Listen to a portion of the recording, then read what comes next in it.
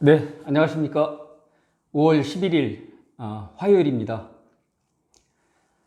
어제 그 경찰 발표에 의하면 그 A군과 A군의 아버지에 대한 경찰 참고인 조사가 이루어졌다고 이렇게 발표를 했습니다. 또한 그 엄마에 대한 그 휴대폰 포렌식도 진행이 됐다 이렇게 발표를 했고요.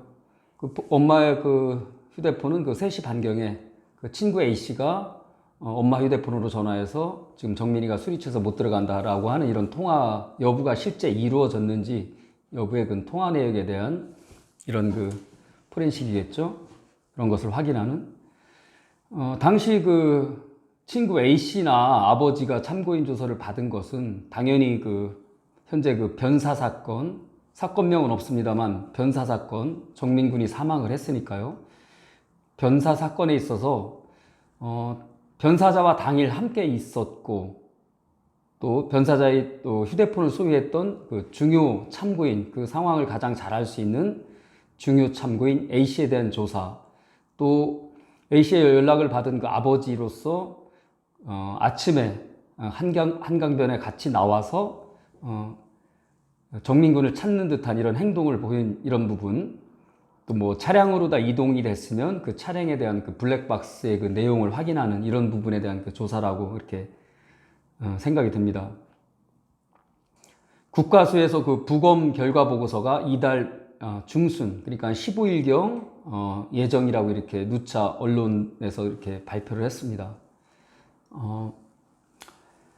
아무래도 그 현재 그 국민들이 이 사건에 집중된 이런 관심, 이런 표명 때문에 그 중요 참고인으로서 그 조사를 더 이상 늦출 수 없는 그런 시점에 또 다다랐고, 제 개인적으로는 지금 국가수의 그 부검 결과 보고서를 서류상으로 도달되기 이전에 어느 정도의 그 구도 통보가 되지 않았나. 그래서 참고인으로 조사를 1차 조사를 해보고 지금까지 행적이라든가 지금까지 그 타임라인을 맞춘 다음에 부검 결과서 서류가 도착하는 15일 전후로 해서 2차 진술조서를 작성을 하지 않을까 이런 예측을 해봅니다.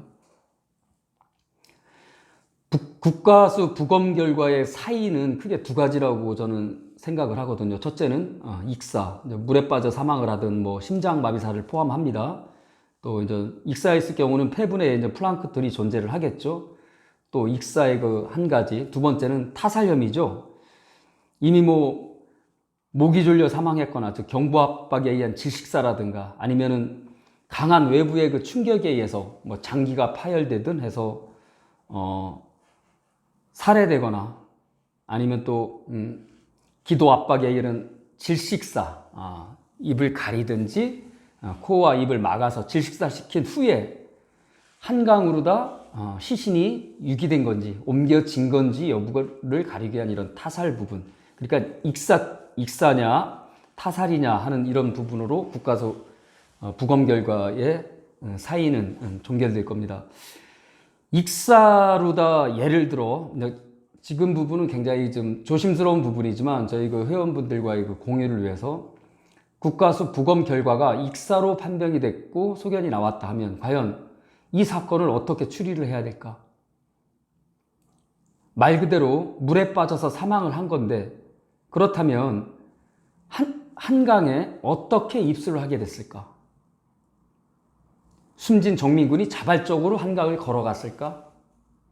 다들 아시겠지만 한강변에서 한강 그 강폭의 그 중심으로 이동하면서 수심의 깊이가 달라지고 한강변 주변은 뻘이고 또 수심이 굉장히 막대기로 찔렀을 때 30cm 정도밖에 안 되는 그 심해 잠수사, 민간 잠수사가 말하기를 10여 미터, 20미터 정도 들어가야지 어느 정도 그 강심, 물의 깊이가 있는데 그 정도까지 물에 빠져 사망할 정도의 그 강 깊이에 도달하기까지 어떻게 들어갔는지,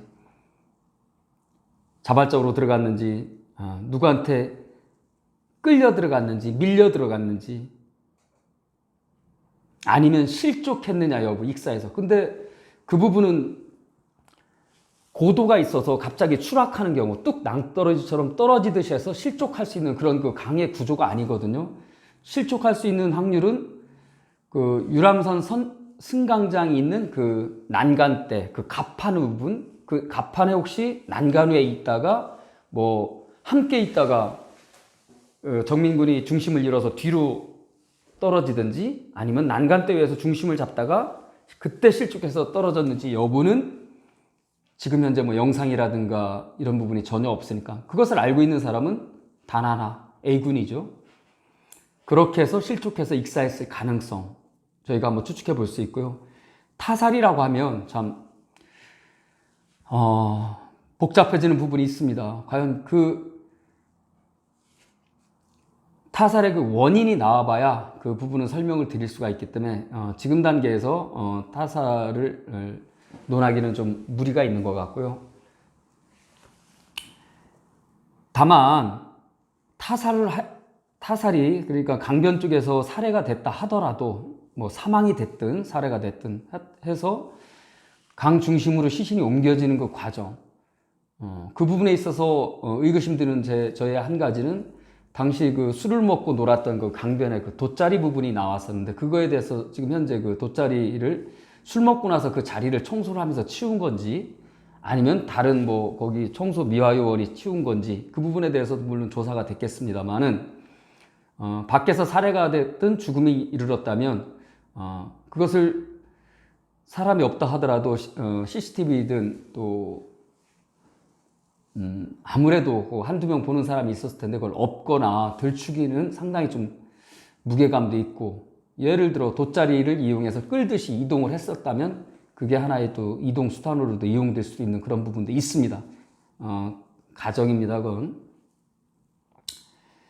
자, 여하튼 부검 결과가 나오면 지금까지의 그 어제 받은 그 A군과 A군 아버지의 그 진술을 토대로 부검 결과에 맞춰서 또 경찰의 그 제2조사가 좀 이루어질 텐데요. 어느 기자가 그 수사 책임자한테 지금 현재 그 시신 발견된 후로 지금까지 그 진술이 그러니까 그 참고인, 중요 참고인 A군에 대한 진술이 너무 늦은 거 아니냐라고 질문을 했을 때 수사로 전환되면서 일주일 정도 됐는데 이제 늦은 거라고 생각 안 한다라고 이렇게 말을 했습니다만은 그런 그 어찌 보면 그 책임회피식의 그런 수사로 전환됐다는 게 뭐예요? 정민이 어머니가 지구대든 112에 실종 신고를 하는 자체로 수사로 보고 진행이 돼야지 실종 신고 후에 사체가 발견됐으니까 사체 발견됐기 때문에 수사로 전환한다? 그런 그 앞으로 그 어느 그 규정에도 없는 이런 논리는 앞으로 좀 지양했으면 좋겠습니다. 그런 지금까지의 그 그릇된 관습이 오히려 그 경찰 수사의 그 신속성의 그 발목을 잡는 이런 그 폐단이 됐으니까요. 차라리 지구대든 실종 신고가 접수됐을 당시 지구대에서는 빨리 가출인 발생 보고서, 미아 가출인 발생 보고서, 실종에 관한 간략한 1차 보고서를 빨리 킥스로 입력을 하면 실종팀에서 접수가 동시에 사건을 빨리 분석하고 이때 동행했던 A군에 대한 1차 조사가 그때 이루어졌다면 시신 발견 후의 수사는 지금처럼 이렇게 혼선을 초래하거나 혼란을 야기하지는 않았을 것이다. 저는 개인적으로 그렇게 봅니다. 사체가 발견돼야 이건 변사구나. 응? 수사로 전환해야 되겠다.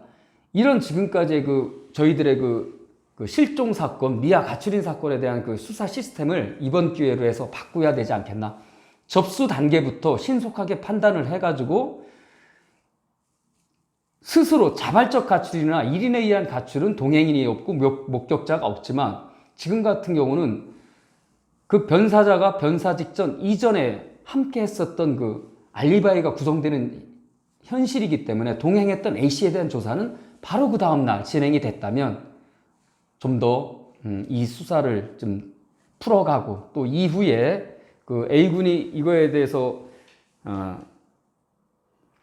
사실과 은닉 이 여부를 떠나서 여하튼 수사에 접근하는 속도가 좀 빨라지지 않았을까 이렇게 생각을 합니다.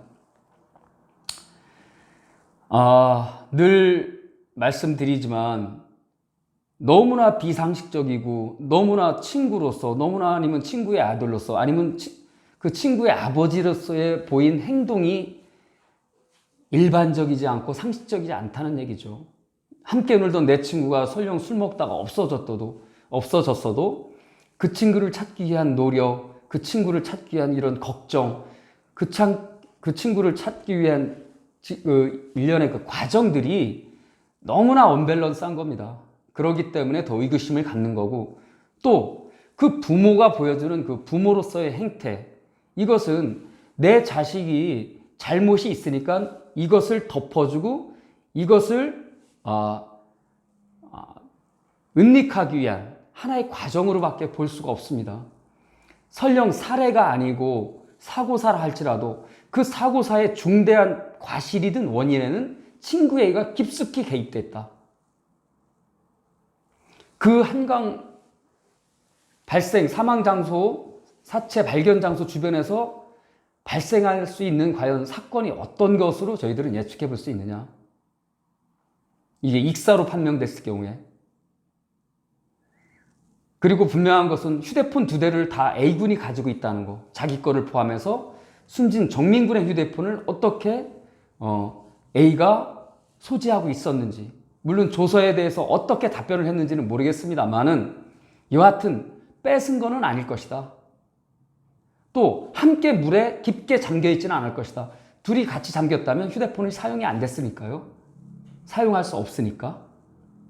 그것으로 봐서는 여하튼 숨진 정민군이 물에 익사 직전까지, 물에 빠지기 전까지의 휴대폰은 건네졌다. A군한테. 저는 그렇게 봅니다. 또 한 가지 또 의구점.